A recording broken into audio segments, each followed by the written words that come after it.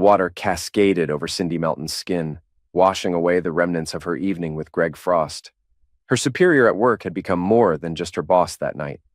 Cindy had finally surrendered the last piece of herself she'd been holding back, along with a declaration of her feelings.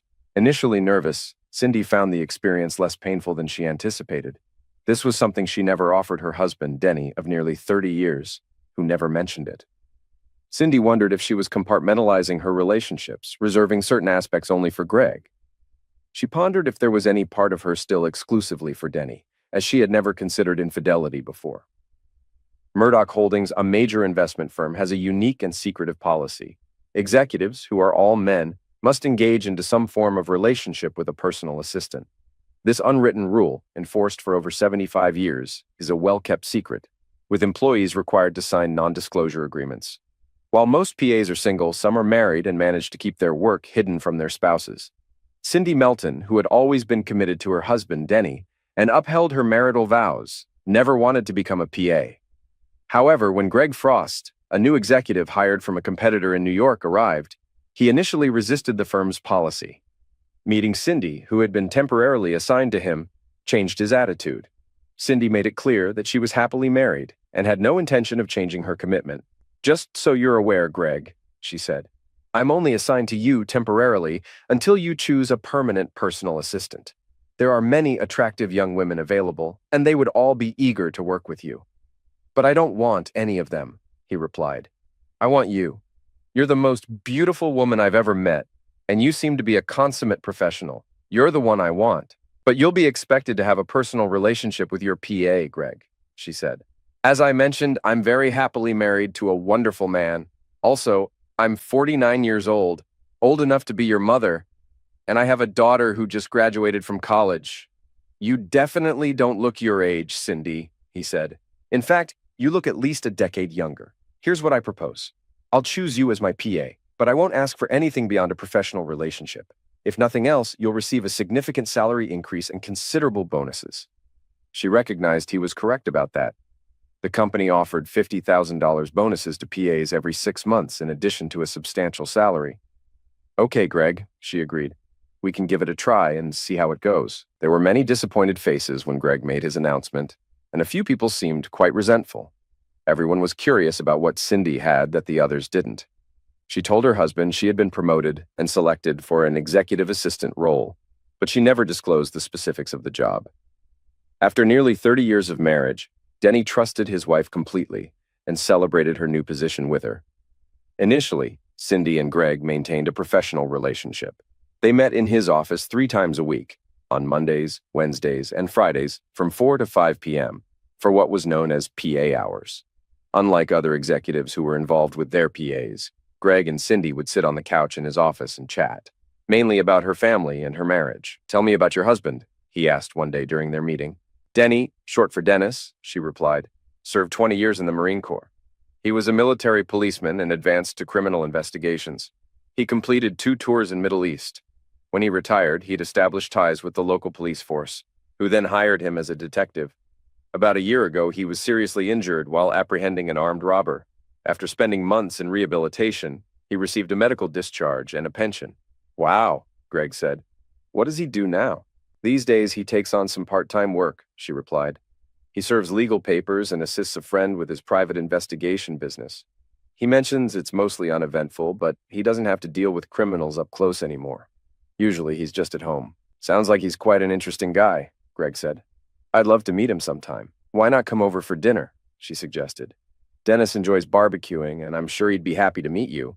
Our daughter Alicia is also in town, so you might get to meet her too." "That sounds great," Greg agreed. After checking with Denny, Cindy invited Greg over. Dennis grilled steaks, Alicia joined them, and they enjoyed a pleasant evening together. After Greg left, Denny remarked that Greg was nicer than he had expected, noting that Greg's influence seemed to have positively affected Cindy, who appeared happier with her job. Denny jokingly asked if there was anything romantic between Cindy and Greg, to which Cindy reassured him there was not, affirming her love for him. About a month after choosing Cindy as his PA, Greg spoke privately with Aaron Harkness, the executive who had recruited him, following a meeting. "Is something wrong, Aaron?" Greg asked. "Do you understand how things work with the PAs?" Aaron inquired. "Yes, I do," Greg confirmed. "Are you actually sleeping with Cindy?" Aaron asked. No, Greg responded. We've become good friends and I've met her family. She's married and says she doesn't want to jeopardize her marriage. I just want to respect her wishes. I get that, Aaron said. I appreciate your perspective. But the PA role was intended for a specific purpose. I don't want to issue an ultimatum, but you need to decide. Either become intimate with Cindy, choose a different PA, or we'll need to find a replacement for you. So I either have to be intimate with her, pick someone else, or be replaced? Greg asked, clearly taken aback. I'm afraid that's the case, Aaron said. Greg nodded and returned to his office. He called Cindy in and shut the door behind her. What's the matter, Greg? She asked. I've been given an ultimatum, he said. I either have to sleep with you, choose a new PA, and sleep with her, or I'm out of a job. Okay, she said. I'll step aside so someone else can take my place. No, he said, placing his hand on her arm. I don't want anyone else. I only want you. But there are plenty of younger, single women here who might be a better fit, she said. Cindy, you're the most beautiful woman in this company, he said. I want to be with you. She looked at him and considered his offer. Despite being much younger, he reminded her of Dennis when he was younger. She had also developed feelings for him. But what about Denny? She hesitated until he gently cupped her face and kissed her deeply. She responded passionately and soon began to undress. Once they were both without clothes, she rode him to a powerful climax, letting him finish inside her. She wasn't concerned about pregnancy since she had had her tubes tied after Alicia was born. Afterward, she was overwhelmed with guilt. She had just cheated on her husband of nearly 30 years. Until now, Denny had been the only man she had ever been with. She had broken her vows and become an adulteress. That was incredible, Cindy, Greg said. You're such an amazing woman. I could easily fall for you. She beamed at his praise and gave him a kiss before getting off him. I should probably take a shower, she said. I don't think Denny would appreciate me coming home with your marks on me. Yeah, I guess not, he said. What are you planning to do about your husband? You mean, am I thinking of leaving him? She asked. No, I'm staying with him. Even though we just had this moment, I love him deeply. I do have feelings for you, but if it comes down to choosing between you and him, I'll leave my job and stay with him. I understand, he said. We need to set some boundaries, she said. First, no bad-mouthing my husband. If you disrespect him, we're done. Second, I won't allow you to have closeness with me if I've just been with him. Third, don't ask me to cut him off in bed. If you do, it's over. Fourth, we won't be doing this at my home or in the bed I share with him. And don't ever ask me to sleep with any of your friends or clients. We need to be very discreet about what we do and where, she continued. What happens here stays here. And don't give him any reason to suspect anything between us. If we're at a public event and I'm with Dennis, you'll treat me like any other colleague. Any questions? No, I think you covered everything, he said with a smile. She smiled back, kissed him, and headed to the bathroom for a long shower. And that was how her role as Greg's paid corporate mistress began. In the following months, Cindy's relationship with Greg deepened. He showered her with gifts and treated her exceptionally well, but maintained a different demeanor on Mondays, Wednesdays, and Fridays between 4 o'clock and 5 p.m. Cindy appreciated his consistency and adherence to their arrangement. Greg never spoke ill of Denny or requested to be intimate at Cindy's home. At company events where Cindy was with Denny, Greg remained a professional colleague. Denny remained unaware of the affair. When Cindy received her first bonus, she used most of it to buy a new Ford F-150 for Denny, who was driving a 2010 model. Denny was surprised and delighted by the gift, and Cindy claimed it was a reward for being a supportive husband. The bond between Greg and Cindy grew stronger, leading them to refer to each other as work spouses. It was common for executives and PAs at the company to form long-term relationships. Greg eventually proposed to Cindy in his office, presenting her with a luxurious pearl necklace and declaring them office husband and office wife, a title Cindy joyfully accepted. You may now enjoy your office bride, she told him. That's the best offer I've received all day, he replied. Just one thing, she said, removing her wedding and engagement rings. What are you doing? Greg asked. From now on, while I'm at work, I'll be your wife, completely devoted to you, she explained. When I'm home, I'll be Denny's wife, wholly devoted to him. She placed her rings in the top drawer of her desk and closed it. Now I'm ready, my office husband. Let's get started. Cindy and Greg's relationship grew closer. Greg, already wealthy, bought Cindy a new wardrobe and insisted she wear it at the office. She complied, changing clothes upon arrival and before leaving. She removed a photo of her and Denny from her desk to avoid reminders of her marriage. Their affair intensified, with daily encounters, mostly in Greg's office or condo. Cindy often stayed late, telling Denny she had deadlines, while actually being with Greg. During trips back east, Cindy and Greg shared hotel rooms, and she assured Denny they had separate rooms, maintaining secrecy. At 49, Cindy felt she had it all: a loving husband, a great job, and a passionate lover. However, she worried about how long this could continue, knowing Greg might eventually prefer someone younger. She also noticed Denny had become withdrawn, started smoking again, and stopped driving the new truck she bought, which concerned her. "Why are you still driving that old truck?" she asked. "Is there something wrong with the new one?" "I'm trying to keep the mileage down on the new truck," he replied. She attempted to probe further, hoping to uncover what was troubling him. "Denny, is everything okay?" she asked one day. "You've been unusually quiet. I'm concerned about you." "Everything's fine," he said in a flat tone. "Mac has me working on a case involving a cheating wife, and it's really getting to me." Mac was Mike McGregor, the private investigator Denny sometimes assisted. They had served together in the Marines before Mac started his own company after retiring from the police force. "I'm sorry to hear that," she said. "Do you want to talk about it?" "Not really," he said. "I just don't understand it. Why would a woman cheat on her husband and then say she loves him? If she wanted to be unfaithful, why marry him in the first place? Honestly, if it were me, someone would end up hurt." She recoiled at his harsh words and wondered if he truly meant them. "Well, you don't need to worry about that," she reassured him. "You know I'd never do anything like that to you." He stared at her for a moment before answering. "Yeah, I guess I'm pretty lucky, huh?" he said with a forced smile that lacked warmth. She smiled back, but in her mind, she started to question whether he knew about her relationship with Greg. Back in the present, Cindy finished her shower, carefully drying herself and brushing her hair to match its morning appearance. She took meticulous steps to cover up her affairs from Dennis, even using the same soap and shampoo she used at home. Dressed in her work clothes, she headed to the office and gave Greg a passionate kiss before leaving his office. Returning to her own office, Cindy unlocked her drawer to retrieve her rings, but was shocked to find them missing. She always stored them in a specific, secure part of the drawer, so their disappearance was inexplicable. She searched frantically, but there was no sign of them. Cindy rushed back to Greg's office, distressed. Greg immediately joined her in the search, but the rings remained elusive. He suggested leaving a note for the night cleaning crew to keep an eye out for them, reassuring her that they would be found. Cindy was worried about Dennis noticing the rings' absence. Greg advised her to say she had taken them for cleaning and resizing. Cindy was reluctant to lie, though she had been doing so for months. She reluctantly accepted Greg's suggestion as she left the office while he wrote the note for the night crew. Friday, 5:15 p.m., Dennis and Cindy Melton's home. Dennis Melton, reflecting on his life, recalled meeting Cindy at the end of his first enlistment. Instantly smitten, he married her, respecting her choice to remain innocent until their wedding. Eventually, her father accepted him as a son-in-law, asking him to take care of my little girl, no matter what. Denny promised. For nearly 30 years, Cindy was a devoted wife, handling Denny's constant deployments and irregular hours. They faced hardships, including the death of their first child, Leah, from SIDS and 2 miscarriages. Despite these challenges, Cindy agreed to have her tubes tied after giving birth to their daughter, Alicia. After Denny retired from the Marine Corps and became a detective, Cindy worked at Murdoch Industries. They lived a stable life until Denny was severely injured in a bank robbery, leading to medical retirement. Following his recovery, Denny took a part-time job as a process server and became a licensed private investigator with restrictions on his work. Denny was thrilled when Cindy got promoted to assistant for a new executive and noticed she seemed happier and more relaxed.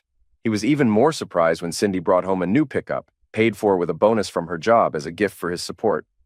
However, his world came crashing down the following Monday when he received a call from Terry Knight, a colleague of Cindy's, while at Mac's office after a surveillance operation. She requested a brief meeting, suggesting a coffee shop on Riverside and 3rd. Dennis agreed, proposing to meet in 20 or 30 minutes. Terry declined to explain the purpose of the meeting over the phone, promising to provide details in person. "I'm sorry to be the one to tell you this, Mr. Melton," she said, "but your wife is involved with one of our executives." "Just call me Denny," he replied. "What exactly do you mean by involved? Is she having an affair?" "I'm afraid it's more than just an affair," she said. "Are you saying she's actually in love with this executive?" he asked. "That's what it seems like," she answered. "It looks that way to me. Who is this executive?" he inquired. Is it Greg Frost? Yes, it is, she confirmed. How did you know? Cindy mentioned she was hired as his executive assistant, he said. I've met him and he seems like a decent guy. Are you sure Cindy's involved with him? He seems a bit young for her, doesn't he? Greg picked her, Terry explained. And she's not really an executive assistant. She's a personal assistant.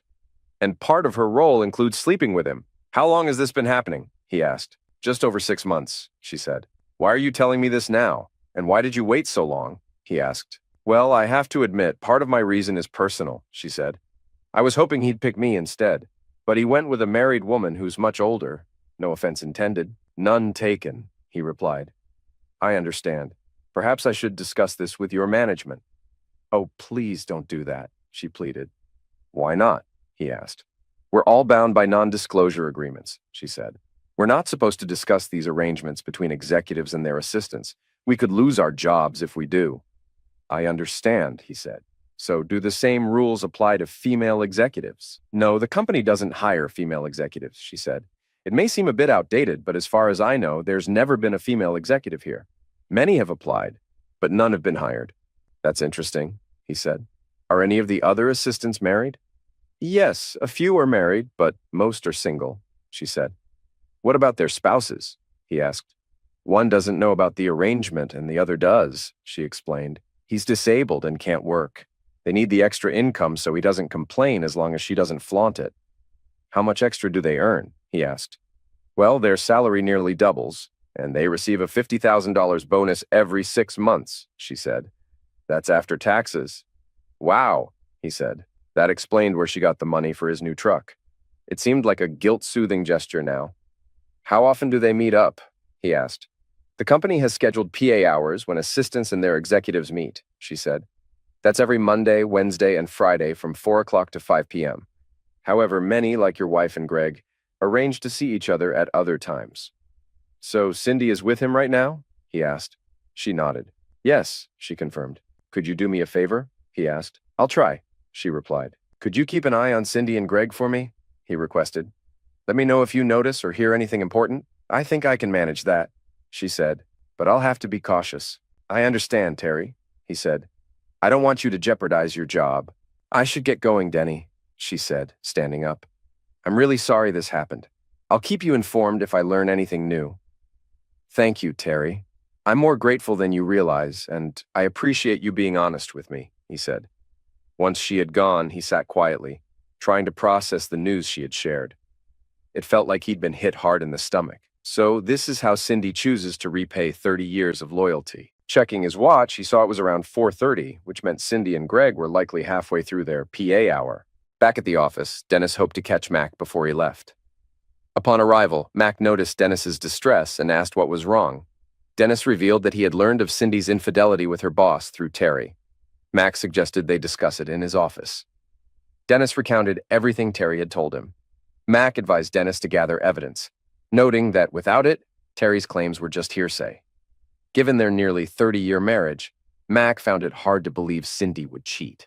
Mac provided Dennis with a hidden audio recorder, instructing him to place it in Cindy's purse. The device could record up to 18 hours of audio from up to 50 feet away. Mac also offered to look into video surveillance options. He cautioned Dennis to avoid acting suspiciously or doing anything rash. Dennis agreed and went home. He discreetly placed the recorder in Cindy's purse and attempted to act normally. Over the next few days, he observed Cindy closely, but found no evidence of infidelity, such as unusual cologne or other signs. Dennis watched Cindy for any signs of unusual behavior, but saw none. She changed out of her work clothes as usual and went to prepare dinner, maintaining her routine. When they went to bed, Cindy claimed to be too tired for closeness, a frequent excuse lately. Although Dennis was unsettled by Terry's claims, he hoped they were unfounded. The following evening, Dennis retrieved the audio recorder from Cindy's purse and listened to the downloaded file. The recording revealed Cindy begged Greg to do her harder. Afterward, Cindy mentioned needing to shower to avoid raising suspicion and exchanged "I love you" with Greg. The next morning, Dennis scheduled a divorce consultation with a lawyer. Mac, who worked with various divorce attorneys, had arranged for Dennis to use a camera in the block building to monitor Cindy's office. At the attorney's office, Dennis presented the evidence. The lawyer explained that in a no-fault state, the grounds for divorce were limited to irreconcilable differences, although adultery might influence asset division.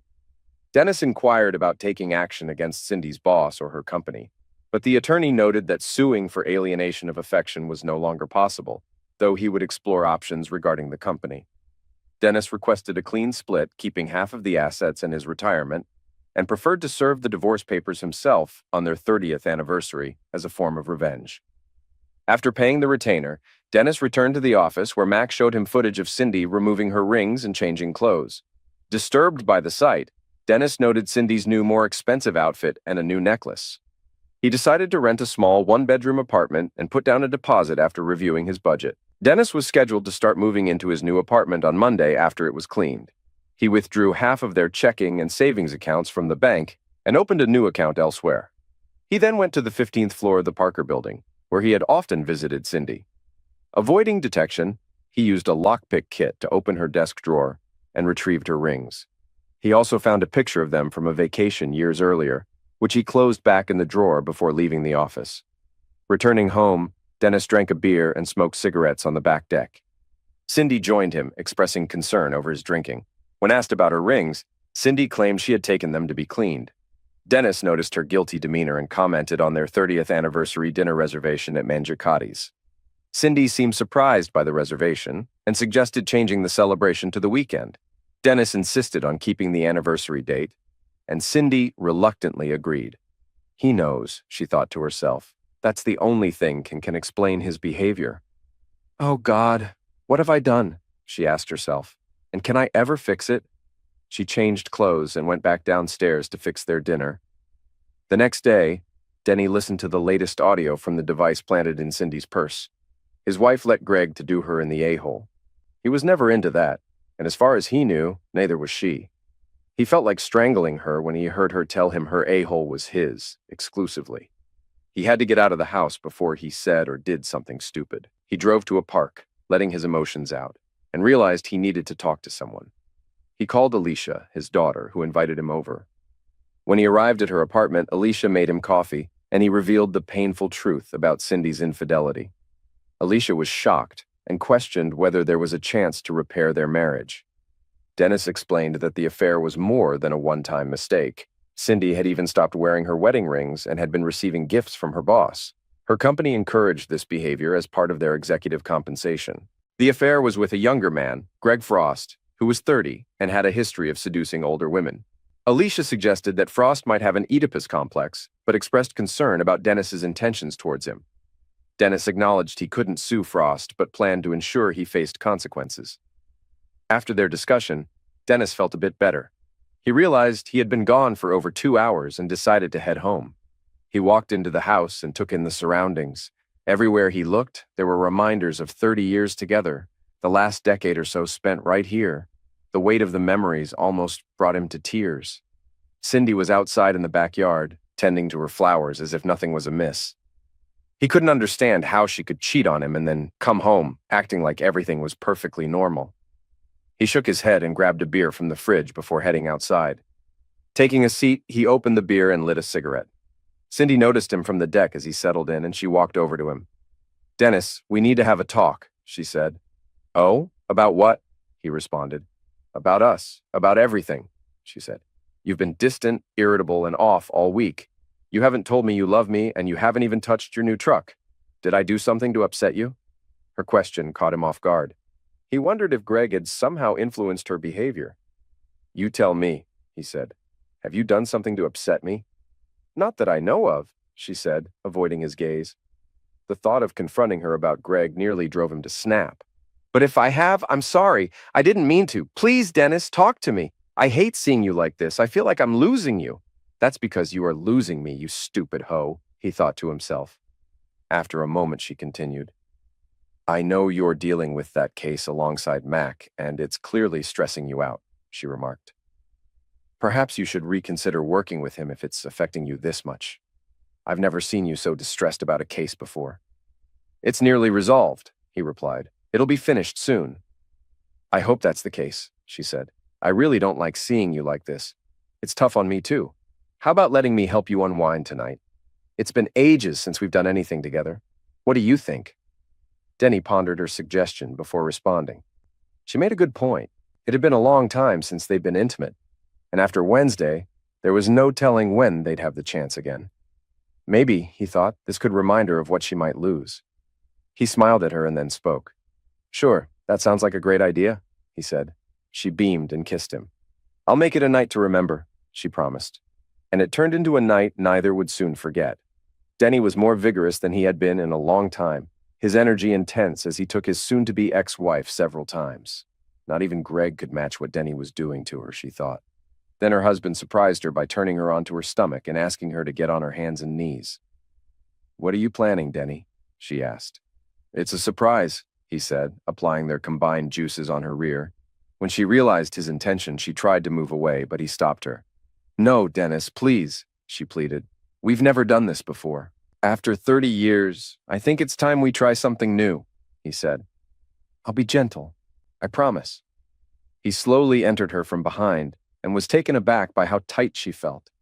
He thought to himself that they should have tried this much sooner. Cindy, on the other hand, was deeply unsettled. This was supposed to be Greg's exclusive area. Why had Denny suddenly decided to do this? She realized she couldn't exactly tell her husband to stay out of what was Greg's domain, so she tried to relax and accept what Denny was doing. "Oh my God," she thought, as he pushed further inside her. After their final climax, Dennis withdrew and went to the bathroom to fetch a couple of warm washcloths, one for himself and one for Cindy. He handed her a washcloth while he cleaned up. For a moment, he thought she might start crying. "Why did you do that?" she asked. "You've never shown interest in that before." "Your rear looked so tempting, I just couldn't resist," he replied. "I didn't hurt you, did I? I'm sorry if I did." "No, you didn't hurt me. You just took me by surprise," she said. "You were incredibly intense. What brought this on?" "You did," he answered. "You looked so alluring I couldn't control myself." She smiled and hugged him. "I love you, Dennis Melton," she said. "I hope you never forget that." "And I love you too," he said.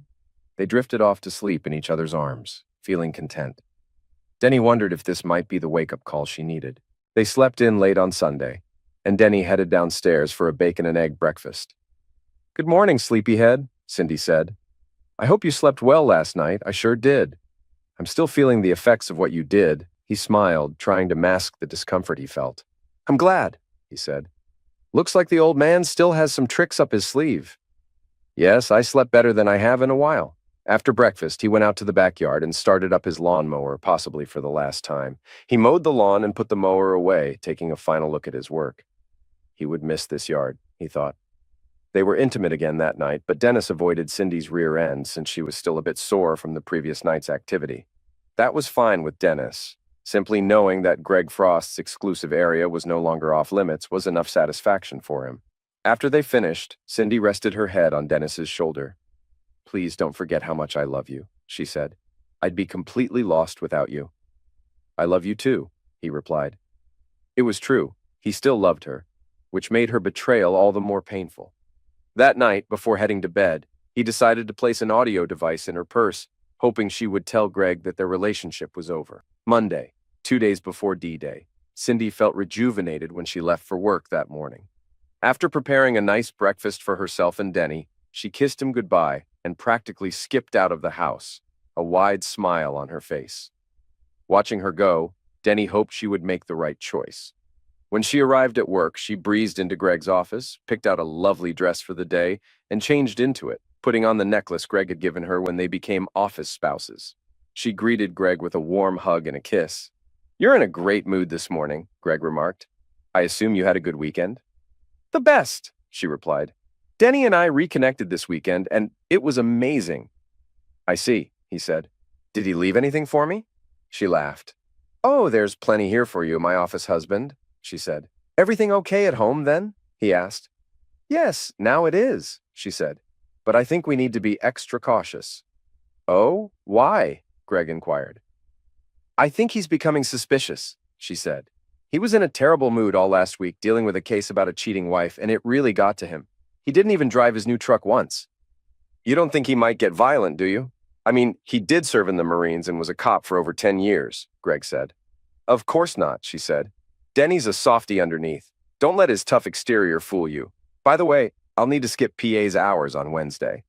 "Why's that?" Greg asked. That's our time, you know. I understand, but it's my 30th wedding anniversary, she said. Remember what I mentioned when we first started this? If I had to choose, it would always be him. I'm not going to ruin our anniversary. I suggested moving it to the weekend, but he refused.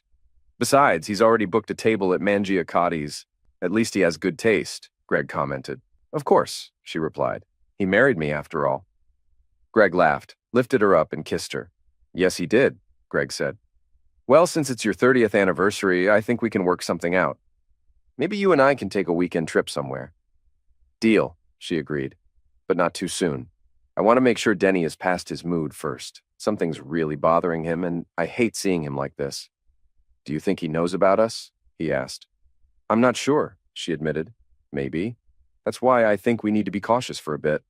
By the way, what did you tell him about your rings? Greg asked. I told him what you suggested, she said. That I took them to be cleaned. And he believed that? Greg inquired. Yes, Cindy confirmed. Has anyone found them? No, he said, shaking his head. No one turned them in.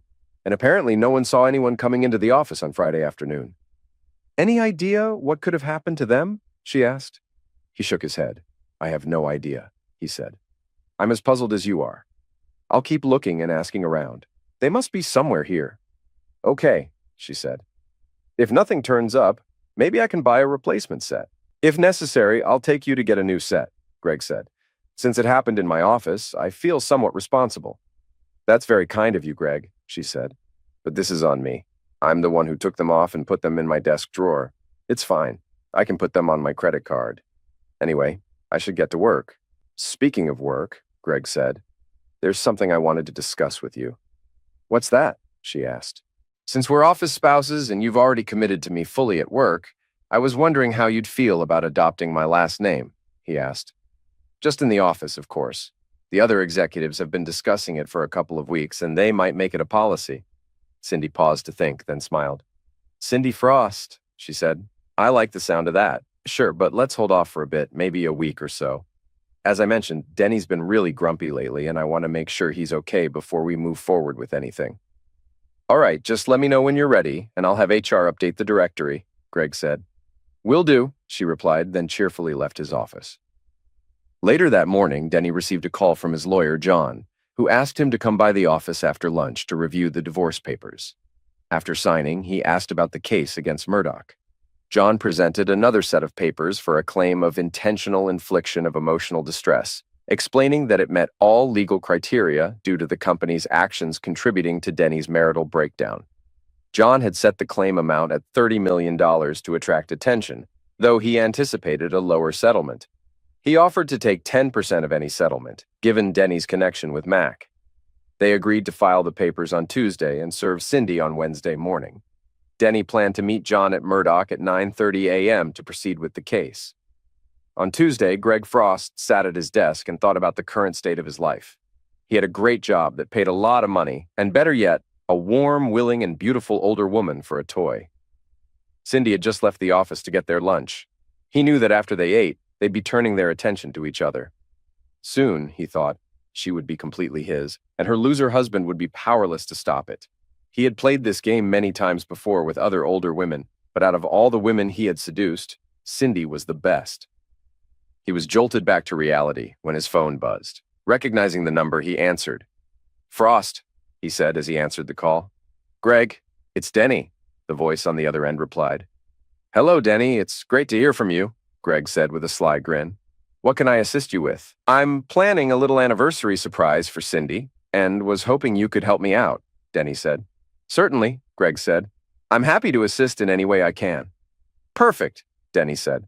Let's meet at Murphy's Bar at around 5:30 this evening to go over the details. And keep this between us. No mention to Cindy. Got it, Denny, Greg said. I'll see you at 5:30. Great, Denny said. See you then, he concluded before hanging up. Greg put his phone back in his pocket and wondered what Denny was planning. Maybe, he thought with a grin, I'll leave a little surprise for Denny, which he'll find in Cindy's V later. He then turned to his computer and began searching for male chastity devices. After work, Greg went directly to Murphy's and parked in the lot. The small bar was located at one end of a strip mall in an older part of town. Though he didn't feel entirely at ease in this area, he figured it was still early enough.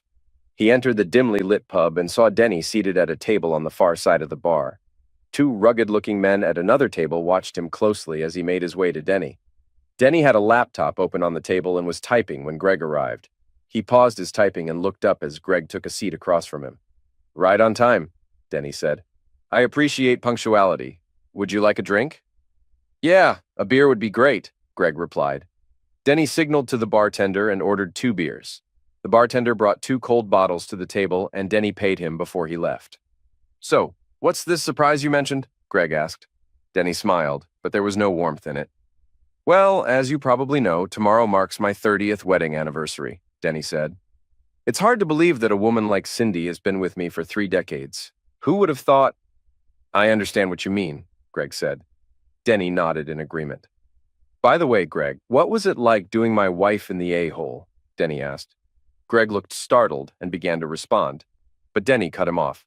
"Don't bother answering. It was just a rhetorical question. I know what it's like. I did it myself last weekend. Didn't she tell you? I thought you two talked about everything. After all, she is your work wife, right? You're the reason she takes off my rings when she arrives at work, aren't you?" Greg stared at his beer, feeling embarrassed. "Denny?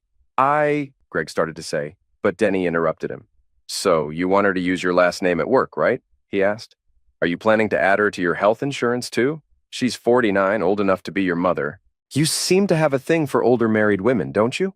"I don't know what you're talking about," Greg replied. "Don't play dumb with me, Greg," Denny said. "I know all about you. Does the name Robin Harkness mean anything to you? Or Janice Taylor? Or Brenda Smith? They all have similar stories. Older married women, some quite wealthy, and you somehow end up being mentioned in their wills. How do you manage that, Greg?" "No need to answer. I already know. So what's the deal with you and older women? Is it some sort of Oedipus complex? Did you have unresolved feelings for your mother as a child?" "What's an Oedipus complex?" Greg asked. "What are you talking about?" "Oh, I forgot," Denny said. "You probably missed that in your modern education. Maybe you've never even heard of it." Greg was starting to get irritated. Who did this guy think he was? "Look, Denny, I care about your wife," he said. "Not the best thing to say to a man with a gun who knows you've been sleeping with his wife for what, 6 months or more?" Denny retorted. "All right. What do you want from me?" Greg asked.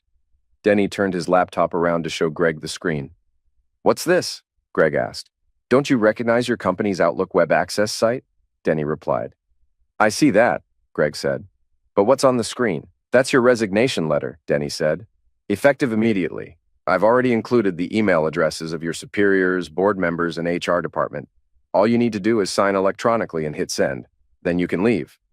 "I've got a better idea," Greg said, his face reddening. "How about I kick your A and then sleep with your wife in your bed while you watch?" Denny chuckled at that.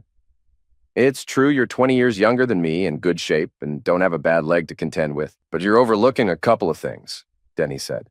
"Oh yeah? Like what?" Greg snapped. "First off, I'm carrying a weapon," Denny said. "Second, I've been in law enforcement longer than you've been alive. Along the way, I've learned a few things, like how to make someone like you vanish without a trace. No one will ever find your body." Greg stared at Denny, stunned. "You'd really kill me?" Greg asked. "In a heartbeat, a-hole," Denny replied. "It's up to you. We can handle this the easy way," he said, gesturing to the laptop. "Or we can take a more unpleasant route and do it the hard way. Either way, you're out of my life forever. Personally, I'm kind of hoping you picked the latter. It's been a while since I've had to end someone, and my trigger finger is feeling a bit twitchy. So, all I need to do is sign and send this email?" Greg asked. "What happens then?" "Then you leave my city tonight," Denny said, "and you never come back. Not ever." "But I have everything in my condo," Greg said. "Already taken care of," Denny replied, pulling out a key. "These 2 gentlemen moved your belongings to a storage facility about an hour and a half from here. Here's the key to your storage unit. It's been paid for the month." Greg glanced over at the 2 bulky men sitting nearby. They didn't look very welcoming. Greg reviewed the resignation letter Denny had prepared. He had to admit, Denny had a talent for writing. After reading it, Greg signed electronically and clicked send. He handed the laptop back to Denny. Moments later, they heard Denny's phone buzz. "I included my email address in the ABCC field," Denny said. "Now, leave my city. These 2 gentlemen will guide you to the state line. Don't attempt to contact me, and definitely don't try reaching out to my wife." Defeated, Greg nodded and got up to leave. Denny rose as well and walked around the table to face Greg. "If we ever cross paths again, Greg, you'll regret it," Denny warned. "All right," Greg said. "You win. No hard feelings?" he asked, offering his hand. Denny glanced at the hand for a moment before shaking it. As they shook hands, Denny pulled Greg closer and kneed him in the groin with his good leg. Greg collapsed to the floor in pain. The bartender glanced over briefly. "He's fine, just slipped on a wet spot," Denny called out. The bartender nodded and returned to his duties. Denny grabbed Greg by the hair, forcing him to look up. "I'll be keeping an eye on you, Greg," he said. "If I find out you're messing with another man's wife, I'll track you down and end you. Got it, boy?" Yes, sir," Greg stammered. Denny released him and addressed the two men with him. "Get this trash out of my sight and out of my state," he ordered. "Right away, boss," one of the men replied. They grabbed Greg by the arms, helped him up, and escorted him out of the bar. Denny watched them leave and then noticed something on the floor by a chair. Bending down, he saw it was Greg's phone, which must have fallen out when Greg hit the floor. He turned it on and found it was locked. Curiously, he tried 1,234, pressed OK. Surprisingly, the phone unlocked. He shook his head, incredulous. What a fool, he thought. He turned the phone off, pocketed it, and headed home. Wednesday, the D-Day.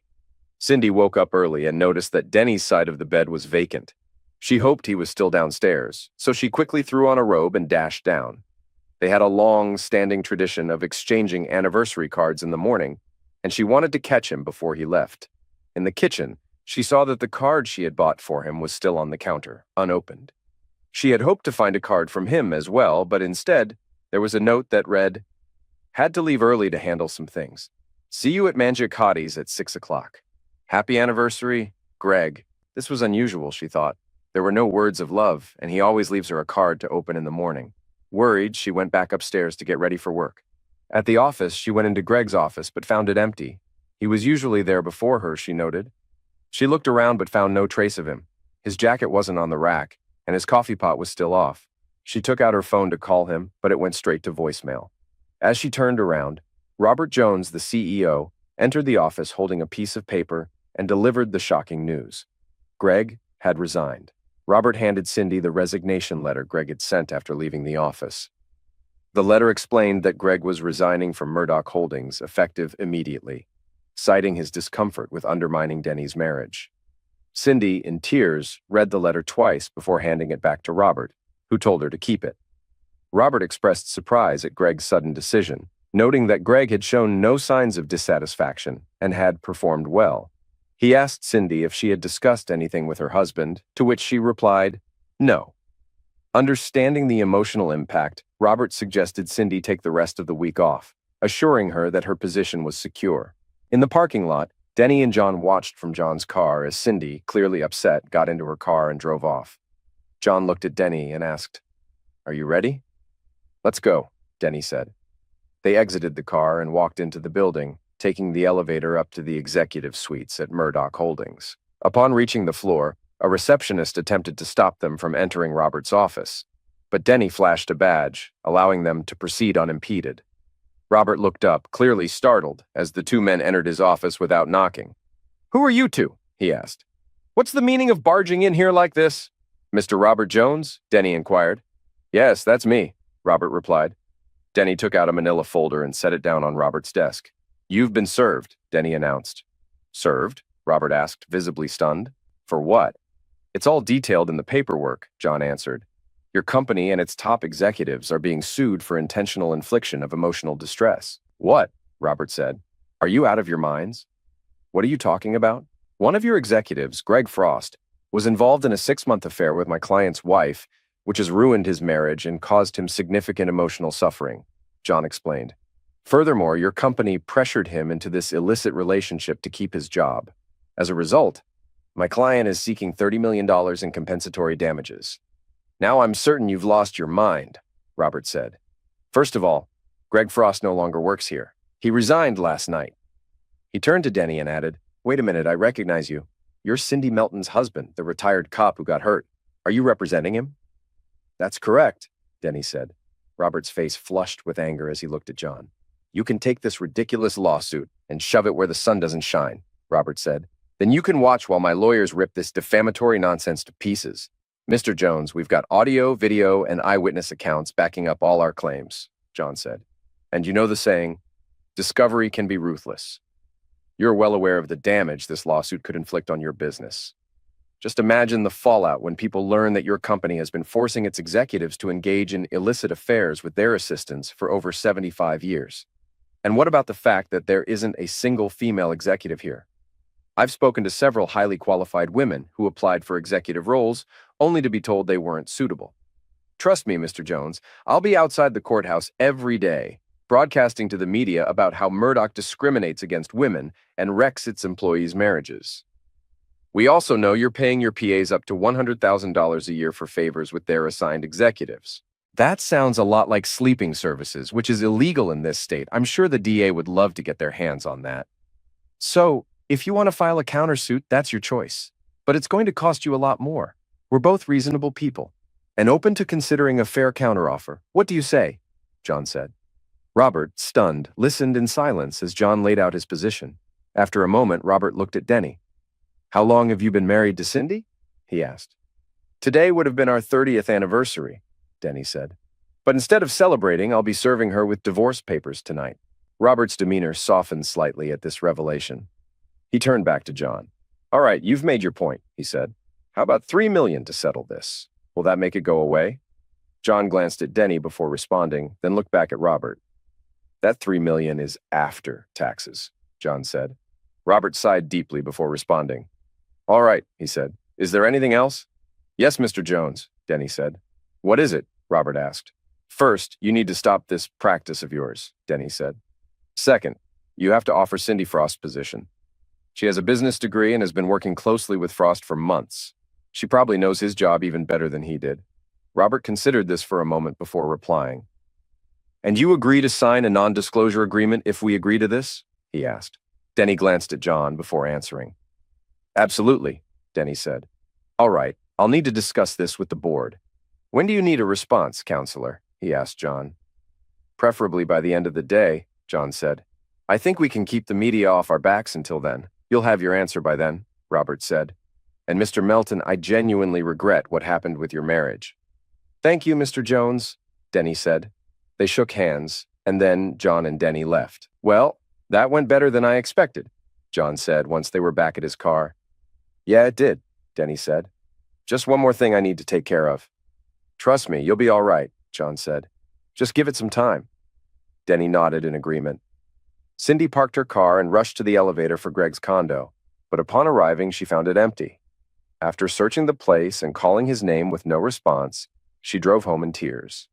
She spent the rest of the day crying, then began preparing for her evening with Denny.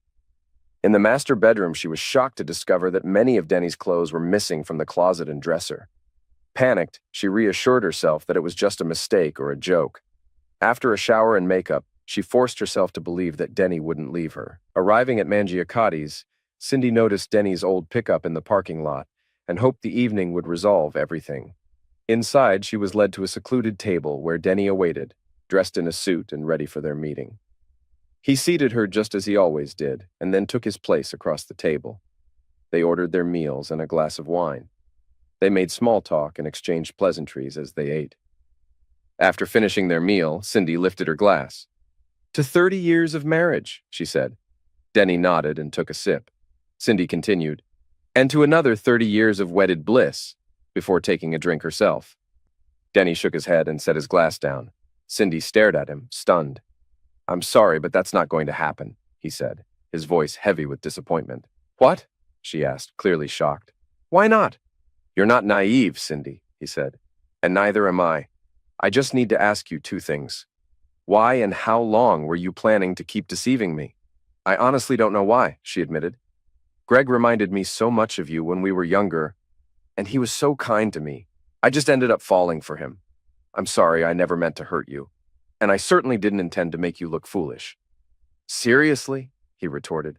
You're old enough to be his mother. You brought him into our home, served him our food, made me believe he was a decent guy, all while you were giving him what was supposed to be mine. Even worse, you were being paid by the company to be his object, he added. Do you know what they call that in this state? What? She asked quietly. Sleeping for money, he said bluntly. Is that what you've become, a hoe? Oh, God, no, she cried out. The bonuses and extra money were for the services I provided. Sleeping services, he corrected her. No matter how you put it, that's what it was. The money for that new truck, well, that was earned through your infidelity. You want to know why I don't drive it anymore? Because it symbolizes betrayal. Every time I see that truck, all I can think about is you letting Greg have his way with you. You saw that? She asked, her voice trembling. Oh, absolutely, Denny said. I saw everything. And you know what was worse than watching you two behave like animals? Seeing you take off your rings and shove them in your desk drawer like trash? You were so embarrassed by me that you couldn't even wear my rings at work. Then you lied, saying you took them to be cleaned. I'm sorry, she said, tears streaming down her face. I went to get them and they were gone. I didn't know what to say, so I lied. I'm really sorry. It won't happen again, I promise. I know it won't, he said, pulling an envelope from his jacket pocket and placing it in front of her. Cindy Melton, you've been served. She shook her head, sobbing uncontrollably. No, no, no, I won't accept this, she pleaded. I don't want a divorce, Denny. Please tell me this is just a joke. This isn't a joke, Cindy, he said. I've struggled with this all week and I'm done. You still haven't answered my second question. How long were you planning to keep making a fool of me? Were you going to keep seeing Greg until you retired? I don't know, she sobbed. And this nonsense about taking his last name at work, he continued. Were you really going to do that too? I don't know, she cried. Please stop, Denny. I can't handle anymore. Too bad, he said coldly. Now you're getting a taste of what I've been feeling for the past week and a half. But there is one good thing that's come out of this. What's that? She asked, desperate. You've been promoted, he said with a smirk. You've been chosen to fill Greg's position. Congratulations. You're now Murdoch Holdings' first female executive. You know about Greg leaving? She asked, her voice filled with disbelief. Yes, Denny replied. I had a straightforward talk with him and convinced him it was best for him to leave. And how did you manage to get Murdoch to give me his position? She inquired. I had a bit of help from a skilled attorney, Denny said. Denny, I know it sounds cliche, but it was just act with Greg. It didn't mean anything, she pleaded. Can't we move past this? Denny smirked and pulled out Greg's phone. He opened the voicemail app and played her last message. Greg, sweetheart, are you okay? Please call me. I'm worried. Love you, Cindy's voice echoed. Denny shut off the app. Sweetheart? Love you? He said mockingly. Sounds to me like someone deeply involved. No, Cindy, we can't move past this. You made your choice, and now you live with it. Just so you know, you're not the first older woman Greg has deceived. Let's hope you're the last. He reached into his pocket and pulled out another envelope, tossing it on the table. Go ahead, open it, he instructed. Cindy opened the envelope to find 3 rings inside, hers and his. She stared at him, stunned. You took my rings? She asked incredulously. He nodded. Yeah, he said. If you didn't want to wear them, I figured I might as well take them back. I almost cut them in half, but I thought you might need the money from selling them. So we're really done, aren't we? She asked. He nodded in confirmation. Yes, he said. And just so you know, I've already informed Alicia and your family. They're not exactly thrilled with you at the moment. You told them? She asked, horrified. What exactly did you say? I told them the truth, he said. You cheated, and I filed for divorce. That's pretty much the end of it. The house is yours. We'll keep our own retirement accounts and split the bank accounts. I've already taken my share. I've started moving some of my things out of the house. I'll need to come back for the rest. Just let me know when it's convenient. You can come by any time, Denny, she said.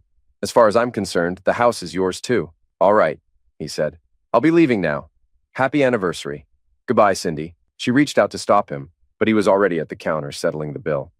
As he walked out, she felt tears streaming down her face. The divorce between Denny and Cindy proceeded smoothly.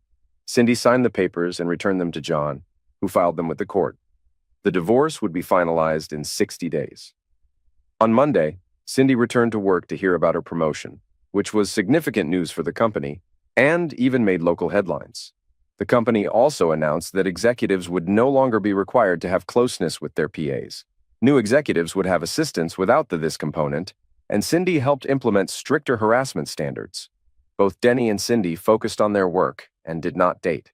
Cindy continued to wear her rings, feeling still married to Denny, while Denny struggled with trust issues. 6 months later, Denny walked Alicia down the aisle and attended her wedding with Cindy. They held hands and danced together. Several months later, Denny was sitting in his truck, observing a client's spouse ruin her marriage. Out of nowhere, he experienced a sharp pain in his chest that spread to his left arm. Realizing what was happening, he tried to call 911, but died of a heart attack before the ambulance arrived. Cindy, heartbroken, joined him in death a few months later from a stroke, though Alicia knew her mother's real cause of death was a broken heart. Cindy was buried next to Denny. Greg Frost, who continued pursuing older married women, met a grim fate a year after Denny confronted him. He was caught in bed with another woman by her enraged husband who fatally blew his balls off. The husband was found not guilty by reason of temporary insanity and subsequently divorced his cheating wife.